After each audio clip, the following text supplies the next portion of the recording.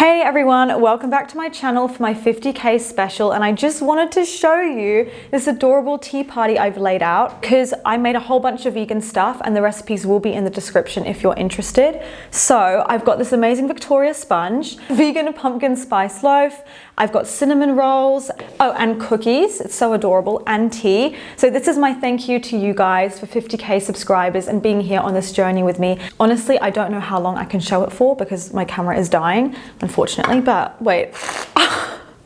They are really good. This is actually better than the Starbucks pumpkin spice bread. This is also Alice in Wonderland inspired because I loved the tea party in that movie growing up. I was like obsessed with that movie, so everything's kind of coordinated. I really love this setup. So I'm going to answer some of your guys' questions because I asked you on my Instagram and my YouTube community post to send in some questions, YouTube, TV shows, and general personal life related, so I can answer them today and drink some tea with you and everything. And you guys did not disappoint. You sent in some juicy questions, so I'm very, very excited to answer them today and film this video for you. I just wanted to say that this is like a really big milestone, and I'm really grateful for all of you in this adorable family and community that we've got here on YouTube, and I can't wait to hit 100k. That's a crazy number really to me, and I'm just really grateful. And I was grateful when I had 1,000. I was grateful when I had 10,000. Yeah, you guys are literally amazing. You're all my besties. I love you so much.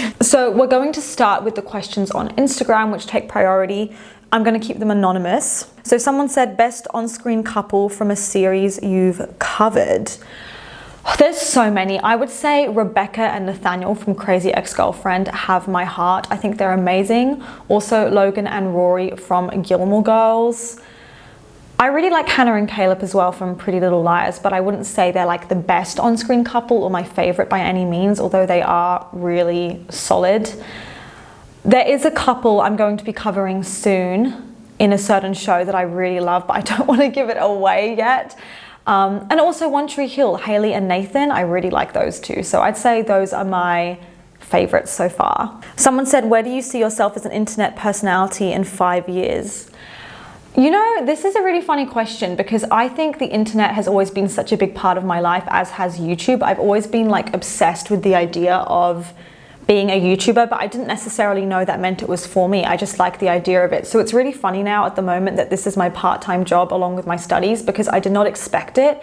I think the internet and social media will probably always play a part in my life, which is funny because I don't love social media, but I'm on it all the time for my job. So it's quite a funny contradiction. But I would say at the moment, in the present moment, I'm very much focused on just making YouTube videos for you guys and doing TV commentary. However, if the social media landscape changes in 5 years, which it always does, I may still be on the internet, but just doing an entirely different kind of content, like maybe fashion vlogs or something. You never know. Sometimes you change niches completely and that ends up being better. And it is possible that at some point I just won't be on the internet at all and I'll be doing something like a more normal everyday 9-to-5 job, and maybe I won't be on the internet. But somehow I can't imagine that. Maybe it's because it's too early to say, but I just always imagine myself being a public figure in some form. So it's weird to me to think that one day I might like be anonymous and not post anything. Like I would hope that for a while I can keep making these YouTube videos for you guys and hit 100k subscribers and see where that takes us, but we'll honestly have to see. Kind of want to try one of these things. I don't know where to start. I'm like overwhelmed because everything's so fabulous. Do I do the pumpkin bread? Oh, where do I start? Okay, I don't know. I'm gonna try a cookie. My brother made these. That is amazing.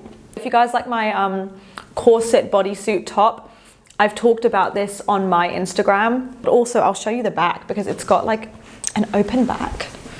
Can you see that? The next Instagram question says, what's your workout routine? Your body is goals. Why, thank you. You are very, very sweet. It used to be dance. I grew up doing dance and ballet for most of my life. There'll always be a place for dance in my heart. But now I would say it's actually mainly like Pilates. I don't do like heavy weights or anything, but I find that because Pilates is difficult for me, already building up that strength, it can be so tiring. You're just lifting your own body weight and it's sometimes a struggle just even doing that. But I don't do it for like really long periods of time. I would never do a Pilates workout for more than like half an hour. I think the consistency is more important. So every day I'll do some kind of Pilates, even if it's just for 10 minutes, even if it's just 10 to 15 minutes, then fine. But what I'll do is I'll start off with, okay, let's do 10 minutes and see how I feel. And sometimes then I get into it and I actually am enjoying it and want to do it for longer, but I don't do exercise to punish myself. So if I'm really tired and I just don't want to do it anymore after like 10 minutes, I'll stop. But in general, I just try to move, not even to look a certain way, but to feel a certain way. So if I do Pilates, let's say, and there's a few days where I'm not in the mood, that's fine. I don't like force myself, but I will go for a long walk or something just to clear my head. And that's still like a really effective way to maintain your weight and feel good. Or if I wasn't enjoying that, I would definitely join some dance classes or something, like some way of enjoying exercise and enjoying movement. But I'd say my favorite so far has been Pilates, and I've only been doing it for like the last 2 years, but I've noticed a really significant difference in the way my body looks and feels. And I like that you build muscle. I think building muscle is really important because it kind of means that regardless of your diet, I mean, of course you should have a good diet, but regardless of your diet, it's like because you're strong, you've got that muscle mass. That's my cat. And so it's like actually easier because you're like always burning fat. Just having that muscle, being strong makes such a difference. I never appreciated it. Lancelot. Wait, I want to show you my cat. You guys haven't met him. This is Lancelot. Oh yeah, I was talking about my workouts. I think diet to me will always be more important than workouts, and it will make more of a difference. But working out is still so important, and the thing that creates like sustainable results and consistency is doing it to feel good, to clear your head, to not feel sluggish and stuff, as opposed to, oh, I want that snatched body. You know what I mean? Because that's like a temporary thing. It doesn't actually motivate you to take care of yourself. So for me, being a Pilates princess is great, but you should do honestly whatever you like. That's so good. The next person says, how are you spending the holidays, babes? Oh, that's such a cute question. Well, I'm with my family. I normally live in Paris, and now I've gone back home to see my family because we just moved into our new place. We haven't got a Christmas tree yet, which is disgraceful and probably breaking like 50 rules, but it's okay. We'll have one next year. Someone said, I heard the Parisians aren't very friendly to foreigners. How is it in your experience so far? Yeah, they say that. And it definitely happens occasionally where I speak to someone Parisian and I'm like, oh, they're kind of rude, like a waiter or something. But I really feel like that's a stereotype that's not true, because I would say that they're actually a lot more friendly and sociable, and I've spent a lot of time in Germanic places where people are a lot more kind of reserved and keep to themselves, and I found that people will talk to each other more. There's been multiple times in Paris where I've been sat in a cafe and someone's come up to me and started a conversation, or actually looking to meet new friends, or I've had waitresses be like, oh, like, let's hang out, let's get your Instagram, whatever. So I feel like it's not true. On the metro, people are stressed, but it makes sense because they're on the metro and people don't like being crammed in and they've got places to go. But I would argue that people can be way ruder in like England, where I lived, than in Paris. And I'm just saying it's like kind of a generalization, because I don't even know how that stereotype started of like Parisians are rude, because I met so many of them. There's really not been that many that have been rude, and I've been out. It's not like I'm sat in my room or something. So definitely some are, but not enough to really warrant the stereotype to be as strong as it is, and for everyone to say that. If you could pick any fictional character to be your best friend, who would you pick and why? I feel like Hannah Marin from Pretty Little Liars would be a really good friend. I love her. Any of the Desperate Housewives, I feel like they would be so iconic to be friends with. Especially like Lynette, she's really fun, or Edie, that would be such a vibe. Desperately trying to place your accent, enlighten me please. It is a combination of British and Australian, because I lived in both Britain and Australia, so it's like this very weird mix. It's still like a slight twang, especially when I see my family, it gets a little bit stronger. And actually it's not even just the accent, it's my intonation as well that definitely gives it away.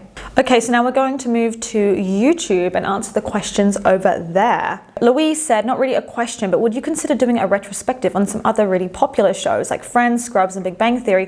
I think Friends would be particularly interesting as it's quite old now and a lot of attitudes have changed on certain things. And also when the big finale happened, it was pre-social media.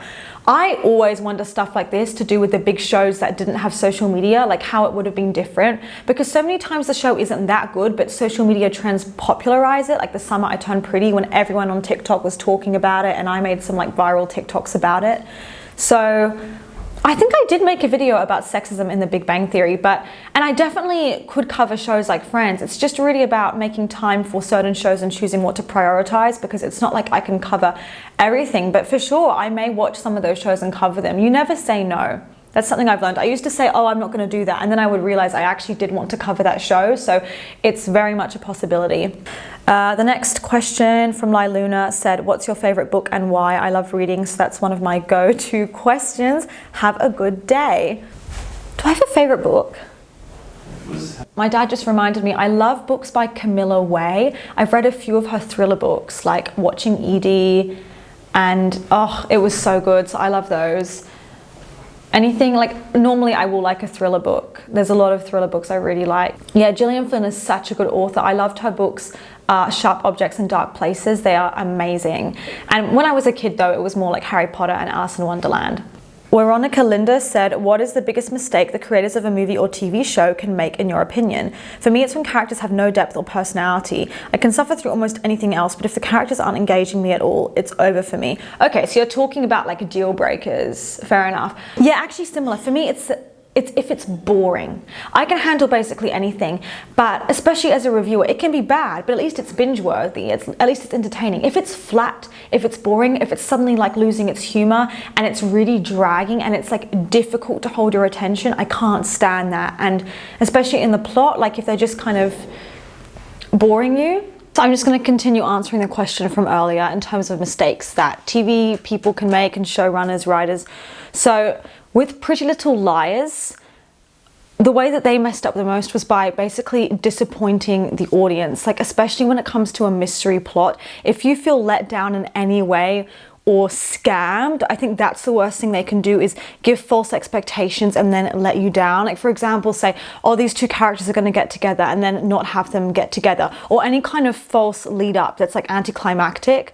That's always really disappointing. Like, oh, these two are going to get together, but then you never really get a kiss scene and you're like, oh, that's a shame because we were waiting for it and it's so exciting and you don't get it, right? Or with a show like Pretty Little Liars, where the whole point is to be your own detective, and that's what made the show so exciting, is this idea that we have a list of cast members, one of them is A, one of them is the villain, you need to figure it out, and you may be the one person that actually has the right theory, that gets it right, and so everyone's excited, and then they let you down because you actually find out it's some random character who we've never met before, who wasn't a part of the main cast, so you feel like, I never even got a shot of figuring it out and it was all pointless. And so it's like a false promise to the audience. So stuff like that as well bothers me the most. This isn't necessarily a question, but I would really love to see you talk about Teen Wolf if you enjoy it. Maybe I will one day. That's a really good show apparently. PJ Hunt said, who is your favorite fashion designer and what makeup essentials do you always carry in your purse? Favorite fashion designer? I don't know, I'm so messy with this. I'm so mix and match. Like there's some designers where I like their stuff, but not all the stuff, and like just certain items. So I really don't think I have a favorite fashion designer that comes to mind, although I do like a lot of Italian designers.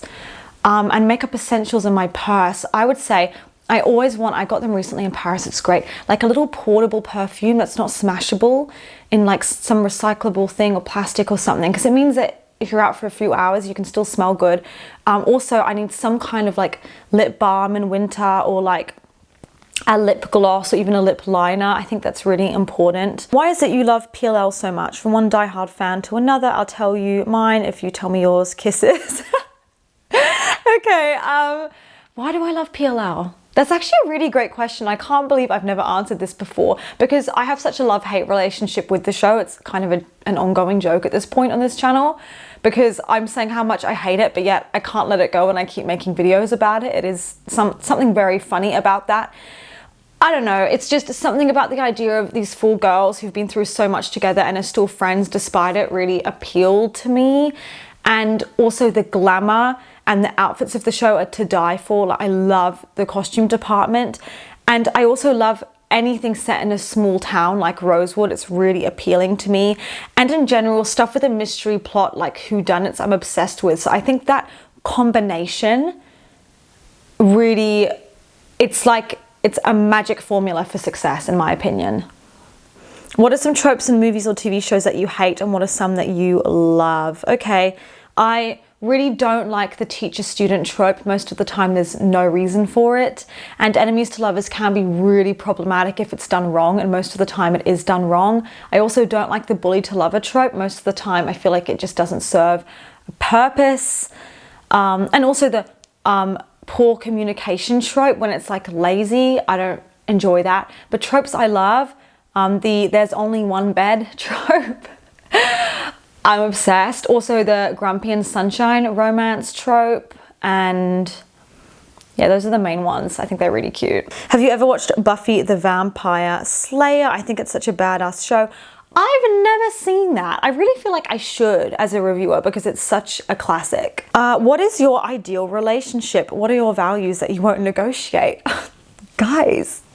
I mean, there's a whole thing. There's like a whole list really, if you get really specific with it.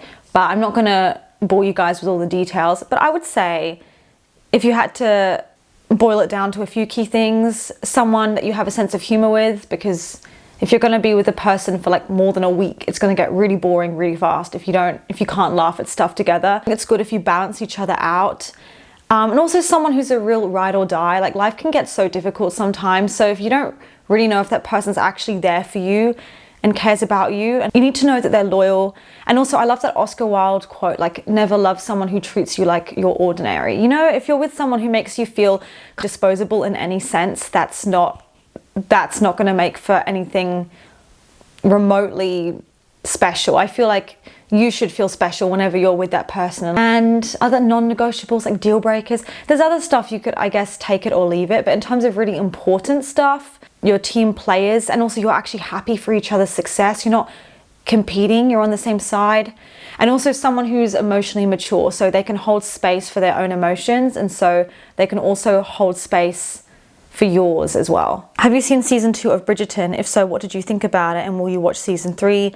I got bored, I'm sorry, I got bored. I don't think I can watch more of that show. Have you watched the show Shadowhunters? I personally think it objectively sucks both as an adaptation and as its own thing.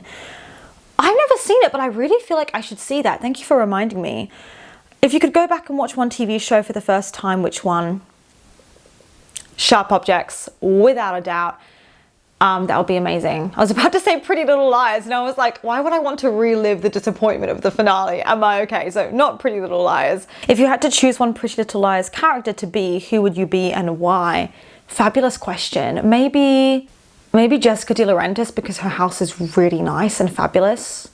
Or Hannah Marin, because I feel like her job at the end of the show became really glamorous. And would you ever do a video on these TV shows like The Good Wife, Sex and the City, Interview with the Vampire, Daria? I mean, I haven't watched any of them right now, but they all sound like really good options. What's your favorite show and or movie? I really like Disney movies. Like, call me old-fashioned, but any like really nostalgic Disney movie like Cinderella or something, I will always enjoy watching that, you know? Or like Tangled, it's always such good vibes no matter what the context. I really love the TV show Sharp Objects, that was amazing. I also like a lot of Halle Berry movies, like her movie Kidnap and The Cool, and also House at the End of the Street with Jennifer Lawrence. Those are really fun movies. They're not masterpieces, by the way, but they're just so enjoyable. If you were reincarnated, would you rather be a tree of your choice or a human? This is such a scary question. A human? I don't know, if I'm a tree, I might get a bit bored. I'm just sitting around all day. You know, I want some drama. Do you have big videos coming for 2024? Vampires as a trend is coming back apparently. What's your opinion on that? I mean, I'm here for vampires, that's great. And big videos for 2024, absolutely. One of them is gonna be Once Upon a Time, and that will be a banging series, I'm telling you. Could you make a video on Glee and or The Fosters? I hope so. I hope so. That would be great. Hi, what made you want to start a YouTube channel?